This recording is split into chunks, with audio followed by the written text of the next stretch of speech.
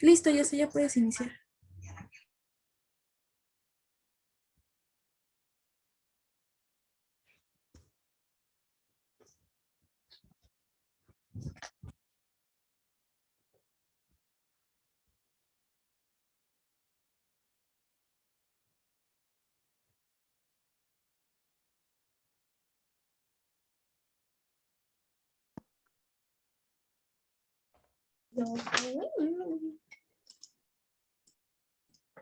Ay, disculpen, me saco de la sesión.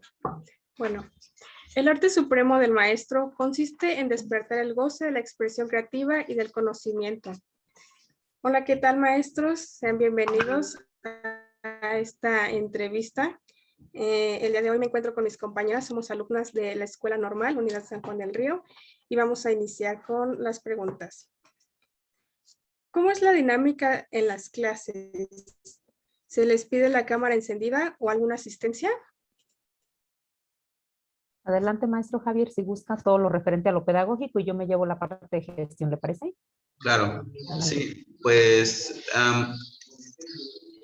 en un análisis que se hizo de acuerdo a la situación, al contexto de nuestros estudiantes, de la zona, de todo lo que es referente a la escuela, nos percatamos que la economía es algo difícil para nuestra población estudiantil, por lo que pues hicimos un estudio al principio de pandemia donde afortunadamente nos enteramos que teníamos muchos chicos con interés de integrarse a las clases, pero muchos con carencias económicas.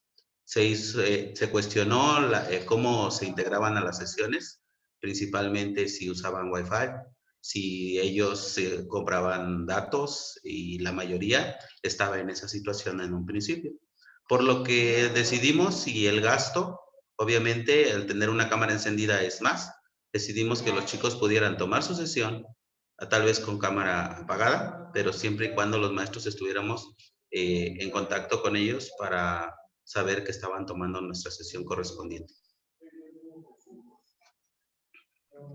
Muy bien, maestro. ¿Y en este tiempo de pandemia ha sido más fácil para usted y para los docentes poder tener un control completo de la escuela o se les ha complicado más? ¿Puedo iniciar, maestra? De Sí, todo, maestro, adelante. de todo aprendemos, y esto nos cayó obviamente como algo nuevo para muchos, pero me voy a atrever, para los maestros que estamos en constante,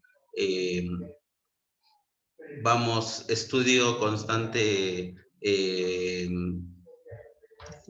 y ¿cómo es la palabra? Profesionalización constante, maestro. Profesionalizando continuamente, que no nos quedamos en lo que ha sucedido desde que salimos de las escuelas. Estamos preparándonos constantemente, y esto no era nuevo para nosotros.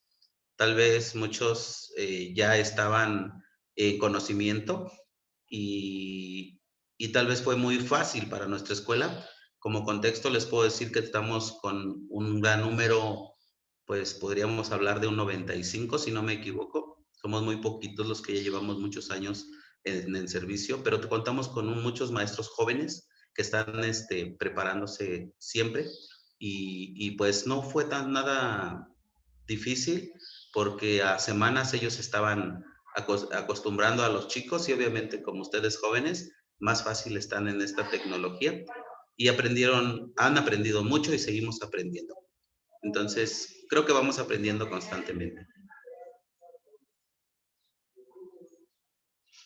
Adelante.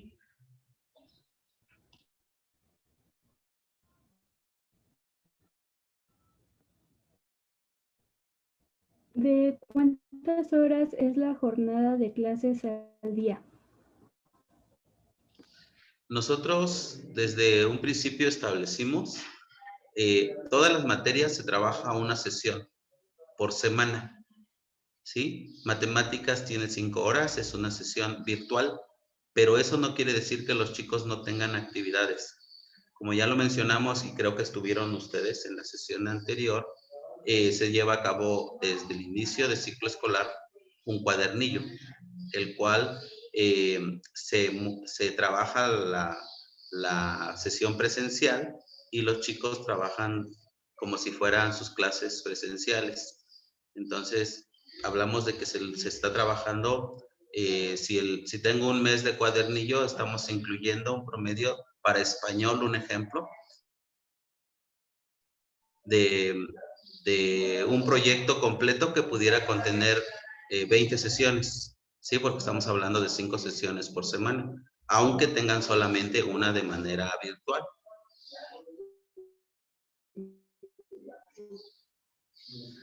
Las que tienen una sesión, que es vida saludable, socioemocional, se permite que los maestros tengan una sesión cada 15 días, pero no, en nuestra escuela afortunadamente, si por ahí después les voy a compartir tal vez o pueden checarlo si ya lo revisaron en la página de Facebook, hay un calendario que se manda y los maestros, independientemente que se les haya propuesto que sesionen una vez por semana, perdón, sí, una vez cada 15 días, ellos sesionan una vez por semana.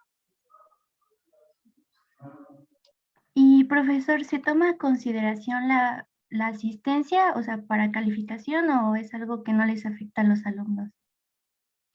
Tenemos que estar monitoreando a nuestros chicos y obviamente tenemos que considerar no como puntos extras.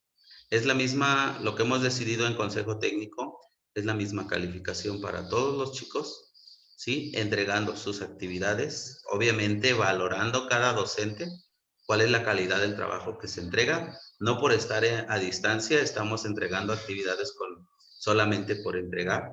Sí tenemos situaciones muy especiales, pero acordamos que incluso en este tercer trimestre, para poder apoyar un poco más a los chicos, vamos a ver que nos quedan 10 semanas aproximadamente virtuales.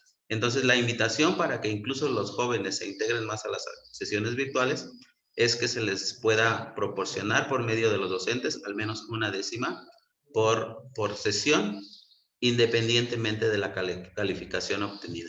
¿A qué vamos con esto? Que si, por ejemplo, ellos obtienen un 9 y si entraron a toda su sesión, ese es su premio en calificación o un apoyo que se le da. Pero no es un determinante para que obtengan ellos una calificación. Bien.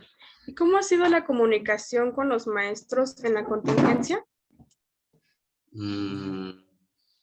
Consideramos que bastante bien. Una comunicación maestros, pues considerar posiblemente de 12 horas al día. Ellos ya no nos hemos convertido en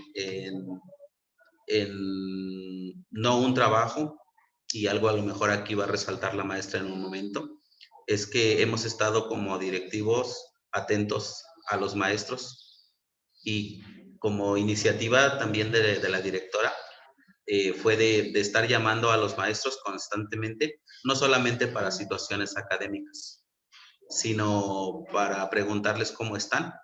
Y en el CETE anterior esto lo demostraron ellos agradeciendo, porque la mayoría de los maestros no reciben.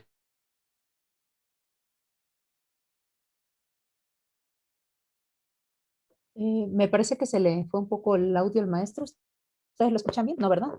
Ok, les comento, miren, en lo que se restablece su señal o su audio. La escuela en un inicio, bueno, no estábamos preparados para esto, yo creo que nadie. Sabíamos de habilidades digitales y sabíamos de recursos tecnológicos que podíamos implementar, En pero una llamada hasta... simplemente para preguntar o saludar. Maestro, como que Muy se a frustró gusto. porque se le fue la señal un espacio y tomé la palabra. Ok, adelante. Sí, Sí, se si vio gusta. aquí que... Ah, ok. Adelante, maestra. Sí, si gusta, Ayúdenme, por continúo. favor. Les decía que en un inicio, a pesar de lo preparados que pudiésemos estar en cuanto a recursos tecnológicos y digitales, cualquier tipo de dispositivos o plataformas, creo que los utilizábamos como novedad. E incluso todavía hasta hace 5 años decíamos, wow, ese maestro es excelente, utiliza perfecto la computadora, las plataformas, es muy novedosa su clase. Hoy es lo cotidiano, es lo que se está utilizando en el momento. Por el contrario, los que no lo utilizaban tuvieron que aprender a utilizarlo. Se convirtió el aula física en un aula digital y al final del día las clases y la escuela permanece solamente en una modalidad distinta y creo que se está cumpliendo con lo establecido en planes y programas vigentes, que es adecuar las condiciones al contexto. En este momento creo que es algo que se hizo. Así lo hicimos con los maestros. Anteriormente les dábamos un oficio y tenía que ser físico y me firmas de recibido y te das por enterado. Hoy tenemos que utilizar los recursos a nuestro alcance, que son los correos institucionales, y además WhatsApp dejó de ser el espacio informal para convertirse en un espacio formal de trabajo.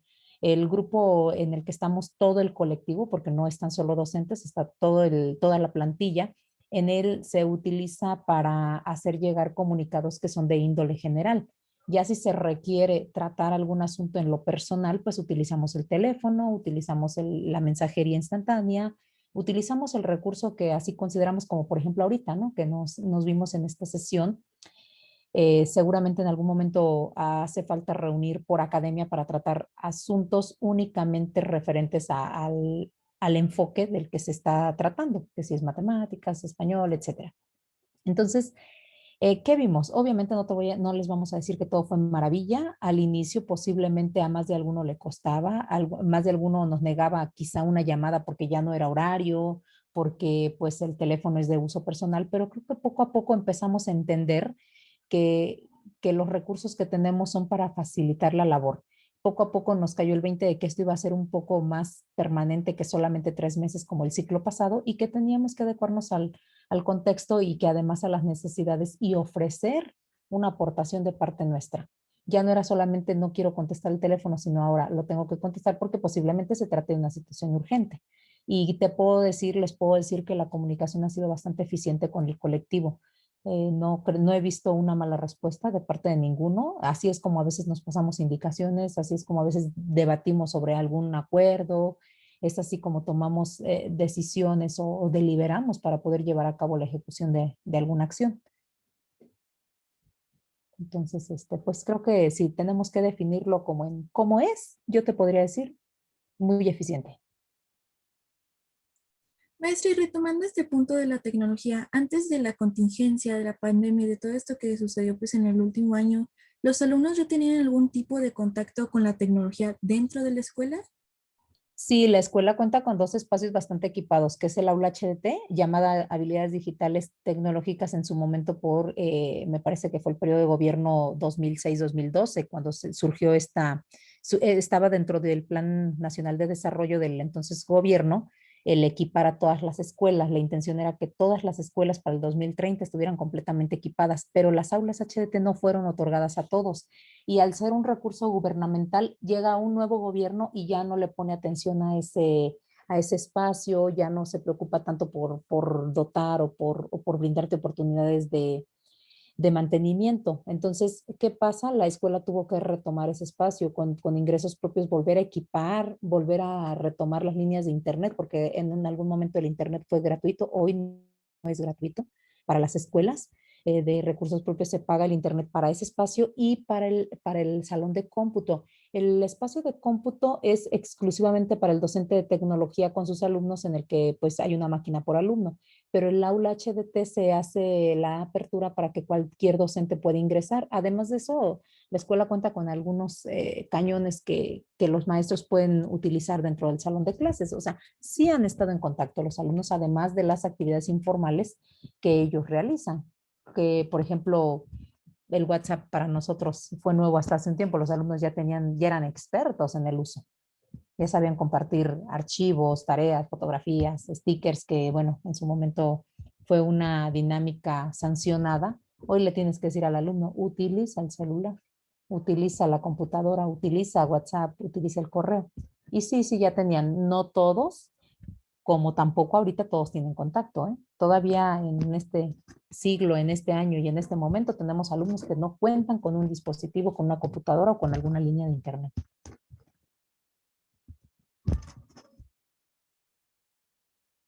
¿Algo más que quieran agregar o preguntar? Dentro de la escuela,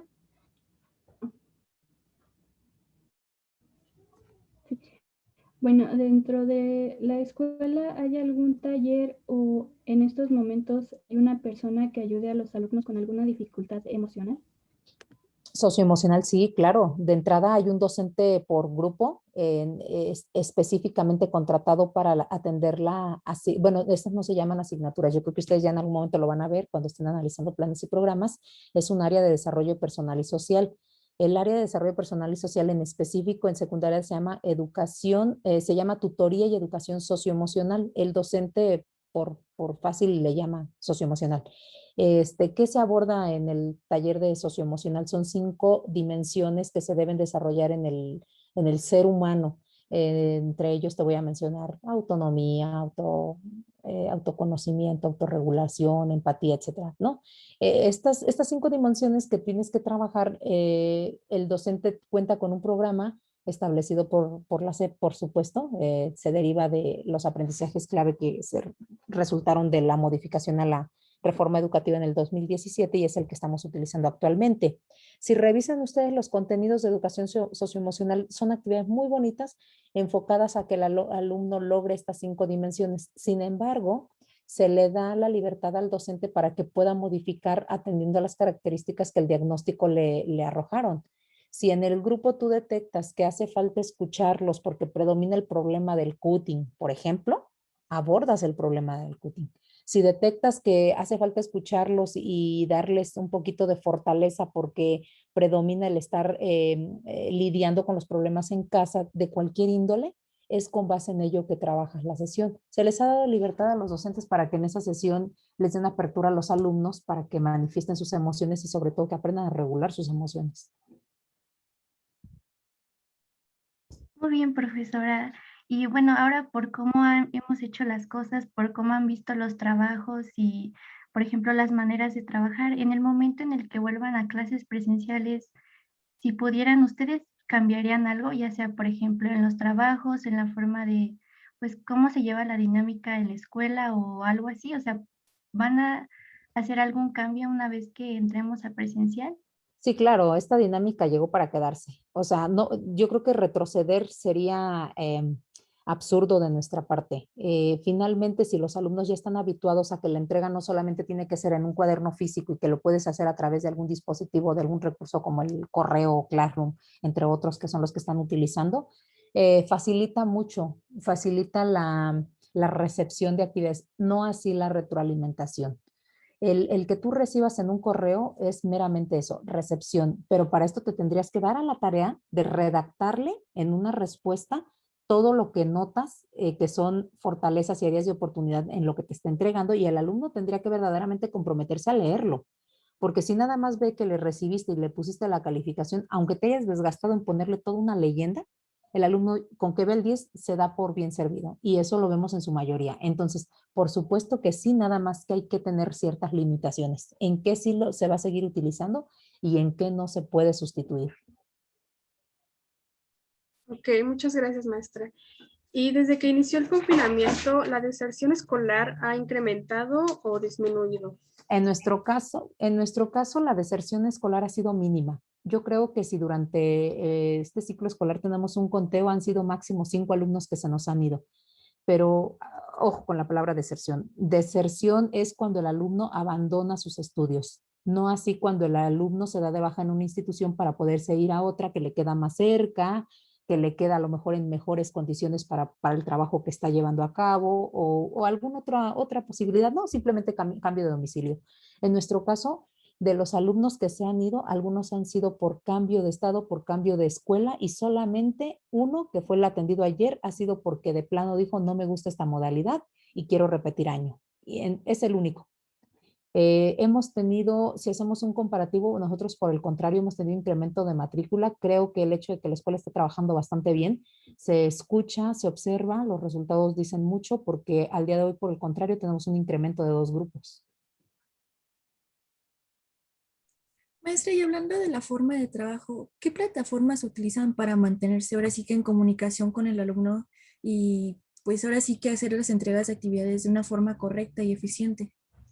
Ahí varía, depende del profesor. Se les dio ese respeto al que ellos pudieran decidir. Entonces, hay quienes utilizan para estar en contacto en las sesiones virtuales Zoom, Meet, etcétera. Hay quienes utilizan el Classroom para la recepción de actividades y la retroalimentación. Hay maestros que utilizan, por ejemplo, Nearpod, que es una plataforma bastante interactiva. Hay quienes utilizan para las exposiciones Canva, que es el diseño de organizadores gráficos. O hay quienes dicen, no, ¿sabes qué? A mí mándame por correo, te mando tu calificación por correo y yo la retroalimentación la voy a hacer los días que nos veamos en las sesiones en línea. Entonces, va a depender mucho del maestro y de la asignatura, claro. Ahora, ¿qué medidas toman para quienes no cuentan con los recursos de conectarse a una clase en línea? De entrada no se les obliga. Tenemos un diagnóstico que se elaboró al inicio del ciclo escolar y con base en la información que cada prefecto de grado pudo rescatar, tiene la lista de los alumnos que no cuentan con recursos y a ellos les imprimimos directamente las mismas actividades que se están trabajando. Lo mismo que se está haciendo, nada más que con ellos las tenemos impresas, el alumno o el padre de familia va a recogerlas a la escuela y así mismo nos va a dejar las actividades realizadas. El personal que se encuentra de guardia en la escuela toma fotografías, las comparte con los docentes y ellos les revisan. Les revisan. Si se les puede regresar una retroalimentación, es quizá el mismo día que va el papá o el alumno a recoger. Bueno, con ellos difícilmente podemos tener una retroalimentación como se hace con los demás, pero no los estamos dejando detrás en esta dinámica. Y bueno, por último, para ustedes, ¿creen que los alumnos es fácil como pues acercarse a ustedes y, por ejemplo, comentarles si tienen algún problema o si tienen, pues sí, alguna dificultad, por ejemplo, a conectarse o ya sea personal? ¿Ustedes creen que para ellos es fácil o difícil acercarse a ustedes? No, yo creo que no es fácil, ¿eh? Es difícil que un alumno siendo adolescente tenga la habilidad para expresarse libremente y poder ganarse, bueno, que uno de nosotros como adultos nos ganemos la confianza para que nos pueda decir cómo se está sintiendo. Es más, yo creo que muchos hasta por pena no lo hacen. Simplemente no entregan actividades y difícilmente te quieren confesar que en casa no cuentan con los medios o los recursos hasta que tú les llamas. Nosotros tenemos un seguimiento a través de los prefectos, hacen llamadas, llevan una bitácora y ahí es como nos enteramos por qué el alumno primero sí trabajaba y de pronto ya no entrega nada. Le llamaron, posiblemente una visita domiciliaria y se enteraron de las condiciones en las que vive y solo así es que nos damos cuenta. Pero difícilmente un alumno nos llama y nos dice, ¿sabe qué? Tengo esta situación. Más bien el que lo hace a veces es el padre de familia, preocupado por su hijo. Bien, hablando de las condiciones de los alumnos, ¿cómo es su relación con el resto de los profesores? ¿Ellos le ven como un compañero o como una figura autoritaria? En cuestión de los alumnos a los docentes, ¿te refieres? Fíjate Sí, que afortunadamente para nosotros hay mucho respeto de parte de los alumnos a los docentes. Es difícil decir que los ven como un amigo, porque con un amigo haces y dices cosas que difícilmente harías y dirías con un docente. No, hay mucho respeto de parte del alumno hacia el docente, pero sí hay confianza dependiendo del docente, que tanto se quiera adentrar más hacia la forma de relacionarse con los alumnos. Y allí ahora sí que cuentan mucho las características personales. Hay docentes que diario nos dicen, es que me enteré de esta situación y dices, ¿cómo es que te enteras? Ah, pues es que abrí una conversación con ellos y pues me tuvieron la confianza. Depende de las características del docente. Hay docentes que a lo mejor dicen, no, es que a mí me interesa mucho que aprendas en la clase y yo no me voy a salir del tema. Pero te digo, eso varía. Pero de respeto de los docentes hacia perdón, alumnos a docentes, hay mucho respeto. O sea, yo creo que puede ser que se dé esa compadrazgo de repente, que le caiga mejor un maestro que otro, pero de ahí a que se sobrepasen límites y lo vean como un amigo, no, difícilmente. Maestra, ¿y cree que los maestros cumplen ahora sí que con una forma eficiente sus peticiones de ustedes como directora y de los alumnos y de los padres de familia? En la matrícula, en la plantilla nuestra, te puedo decir que sí. Yo no podría abogar por cualquier maestro de cualquier escuela si no lo conozco, pero yo te puedo decir que los docentes de la escuela Roberto Ruiz Obregón, sí. Sí, la gran mayoría tienen las indicaciones, la gran mayoría aporta, en consejo técnico escolar participan, apoyan, compromiso que hacemos, compromiso que se cumple. Sí, sí, te podría decir que sí.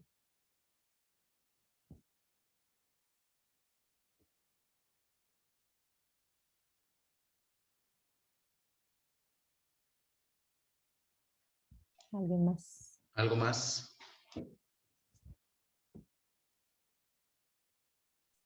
Otra pregunta, ¿permite que su equipo de maestros pueda opinar, por ejemplo, en esta ocasión que pudimos estar en el CENTE, que pudieron ellos opinar sobre las decisiones que se toman dentro de la escuela?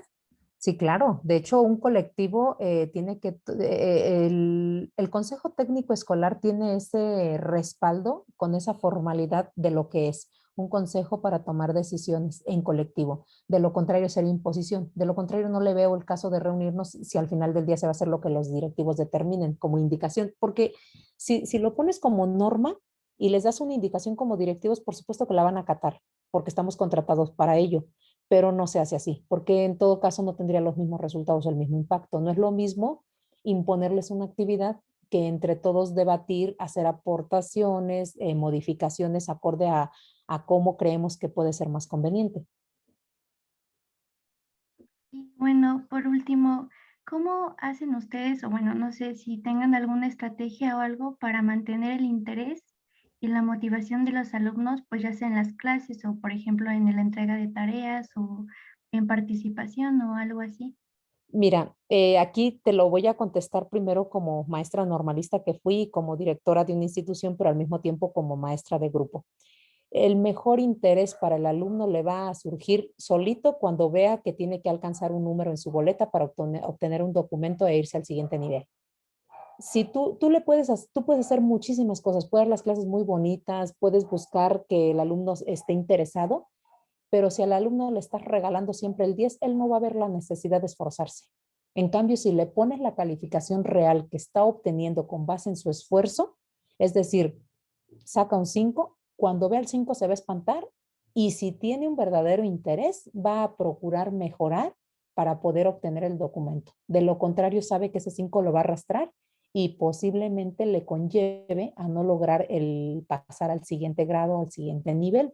Puede ser en la misma secundaria o incluso egresar de la secundaria. Porque sí, por supuesto que los maestros hacen maravillas. O sea, claro que buscan estrategias, buscan formas, pero al final del día el interés es propio. Si tú quieres estudiar, vas a estudiar a pesar de las condiciones. Posiblemente seas una persona que trabaja y a pesar de ello te esfuerzas en la escuela y tienes buenos resultados. Posiblemente tengas un muy buen nivel académico en la casa, no te falte absolutamente nada y si la escuela no te interesa, estás por estar. Entonces ahí va a depender del interés propio. Bueno, esto fue todo por la entrevista. Les agradecemos mucho por su tiempo y claro que por las respuestas.